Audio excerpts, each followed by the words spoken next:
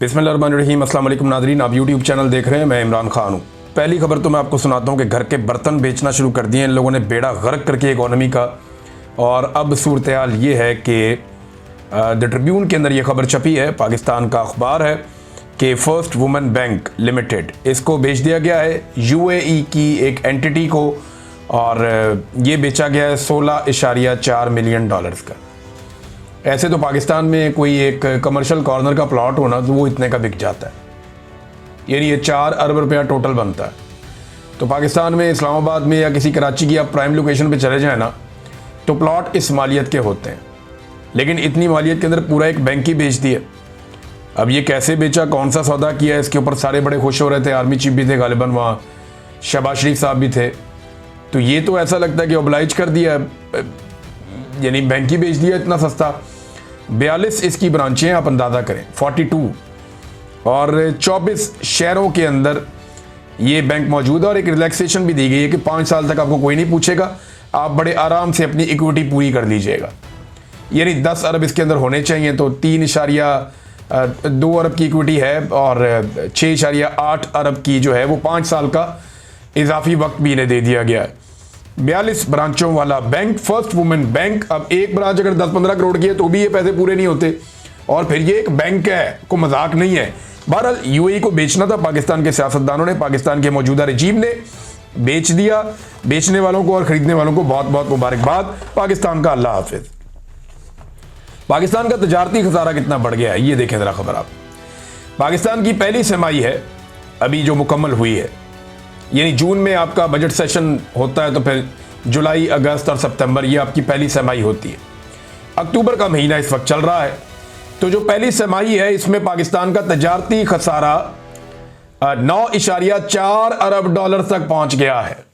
अंदाजा कीजिए आप, 3 महीने के अंदर पाकिस्तान का तजारती खसारा इन्होंने पहुंचा दिया 9.4 अरब डॉलर तक। ये तजारती खसारा क्या है, जरा इसका आप अंदाजा कर लीजिए। ये जो चीज़ें आप दुनिया से पाकिस्तान में मंगवाते हैं और जो चीज़ें आप पाकिस्तान से बनाकर दुनिया में भेजते हैं, जो मंगवाते हैं वो इंपोर्ट्स हैं, जो भिजवाते हैं वो एक्सपोर्ट्स हैं। तो इनके बीच में जो अदम तवाज़ुन पैदा होता है, वहाँ से होता है आपका तजारती खसारा। पाकिस्तान के पास पैसा है नहीं, और तजारती खसारा कम दिखाने के लिए झूठे आदाद शुमार ये अक्सर देते रहते हैं। लेकिन पहली एक छमाही के अंदर जो पाकिस्तान का तजारती खसारा है वो 9.4 अरब डॉलर तक पहुंच गया। अब जितने भी साइंसदान लगे हुए हैं मईशत को ठीक करने के लिए, जिन्होंने बड़े बड़े बुलंदोबांग दावे किए थे, जिन्होंने SIFC बनाई थी, वो ज़रा अब बताएं कौम को कि आपने क्या बेड़ा गर्क किया पाकिस्तान की इकॉनमी का। और अभी ये सिलसिला जारी है। ख्वाजा आसिफ साहब ने बताया कि शहबाज शरीफ साहब, फील्ड मार्शल, अस्करी क़यादत और बाकी लोग, कुछ CM वगैरह भी थे मुख्तलिफ सूबों के, ये इजलास में थे। उन्होंने, ख्वाजा आसिफ ने दावा किया कि साने मुरीद को वहाँ पे सराहा गया जो मुरीद के अंदर हुआ, बल्कि ये कहा गया कि पंजाब हुकूमत की तकलीद करनी चाहिए, सारों को NG तुन के रखो। और साथ में ये कहा गया कि सॉफ्ट स्टेट का जो इमेज है उसे ख़त्म करके हार्ड स्टेट की शनाख्त बनानी होगी पाकिस्तान की, ताकि अवाम को पता चल जाए कि अब किसी की खैर नहीं है। अंदाज़ा करें आप। और मैं आपको एक बात क्लियर कर देता हूँ, जो बाहर दिखाई दे रहा है वो ये है कि पाकिस्तानियों को तहरीक लब्बैक के खिलाफ खौफनाक ऑपरेशन करके एक पैगाम दे दिया गया, और ये बता दिया गया है कि अगर किसी ने मुखालफत की या मुज़ाहमत की इसराइल और पाकिस्तान के रिलेशंस पे या पाकिस्तान की बदलती हुई पॉलिसी पर, तो उसके खिलाफ वो किया जाएगा जो यहाँ पे मुरीद के में किया गया। ये एक एग्जाम्पल सेट की गई है रियासत की जानिब से। एक और चीज़ मैं देख रहा था, तहरीक लब्बैक सारी की सारी गायब हो गई। ये पाकिस्तान तहरीक इंसाफ को ताने देते रहे 3.5 साल तक।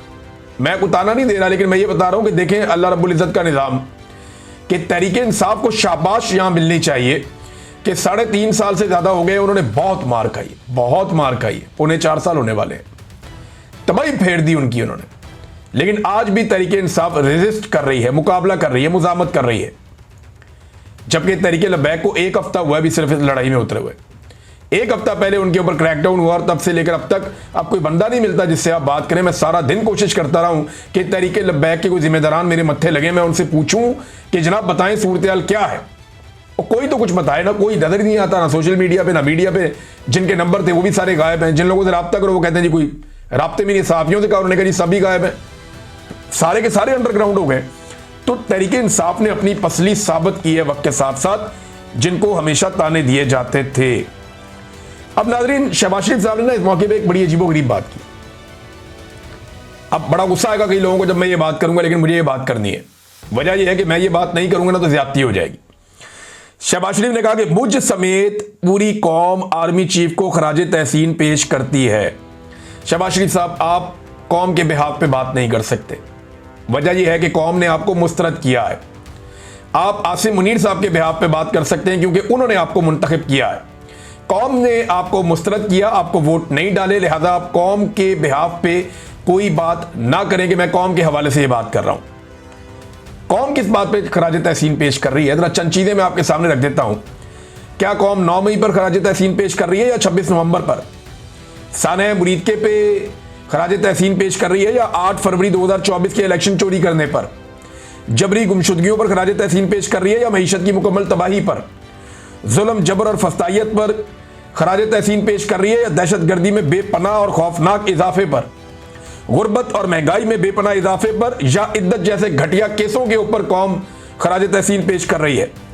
या फिर इसराइल के बारे में जो हमने पॉलिसी बदली है उस पर खराज तहसीन पेश कर रही है? पाकिस्तानियों के मुल्क छोड़कर जाने पर 30 लाख आदमी पाकिस्तान छोड़कर चला गया, या फिर सरमाया पाकिस्तान से लगातार बैरून मुल्क जाने पर खराज तहसीन पेश कर रही है?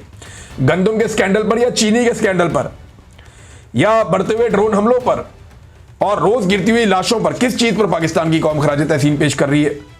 शहबाज शरीफ साहब, पाकिस्तान के कई इलाकों को नो गो एरिया बना दिया गया है। 30 लाख पाकिस्तानियों ने मुल्क छोड़ दिया है। खित्ते में सबसे कम हमारी इनकम होती चली जा रही है। गुर्बत, पाकिस्तान आधा जो मुल्क है वो गुर्बत की लकीर के नीचे जा रहा है और दुनिया के बदतरीन पासपोर्ट की फहरिस्त में हम शामिल हो गए हैं। पाकिस्तान का एक मकबूल तरीन लीडर जो साबिक वजीर आजम है उसको जेल में डालने पर कौम खराज तहसीन पेश कर रही है? या फिर अफगानिस्तान जैसे हमसाये से भी ताल्लुकात बिगाड़ने पर खराज तहसीन पेश कर रही है? अभी मैं एक खबर देख रहा था, जर्नलिस्ट ने उन्होंने क्लेम किया कि अफगानिस्तान ने भी पाकिस्तान के साथ खेलने से इनकार कर दिया। अब अंदाजा करें, पहले इंडिया नहीं खेलता था, अफगानिस्तान भी नहीं खेलता। यह पाकिस्तान की डिप्लोमेसी चल रही है, ये पाकिस्तान के हालात हैं। भाई, आप क्रिकेट के लिए पहले इंडिया की मिन्नतें करते थे, अब आप अफगानिस्तान की जाके मिन्नतें करें कि आओ जनाब हमने आपके साथ क्रिकेट खेलनी। और ये वो अफगानी हैं जिन्होंने पाकिस्तान के अंदर क्रिकेट खेल खेलकर सीखी है। ये पेशावर में खेलते रहे हमारे लड़कों के साथ, यही पाकिस्तान में इन्होंने क्रिकेट सीखी, यही ट्रेनिंग की, यही पल के बड़े हुए और अब क्रिकेट टीम बन गई। अब हम उस टीम के साथ भी नहीं खेल सकते। वजह क्या है? हमने अफगानिस्तान के साथ भी अपने ताल्लुकात बिगाड़ लिए। अशरफ गनी था और हामिद करजई था, उसके साथ भी ताल्लुकात खराब थे, तब आप तालिबान के साथ थे। अब तालिबान आ गए, अब आप उनके साथ हैं और तालिबान से आपके ताल्लुकात खराब है। आपने कसम खाई हुई है कि आपने हमेशा अफगानिस्तान में वो पॉलिसी रखनी है जो पाकिस्तान को लगातार नुकसान पहुंचाए और आपने हमेशा अफगानिस्तान को अपना एक दुश्मन बना के रखना है।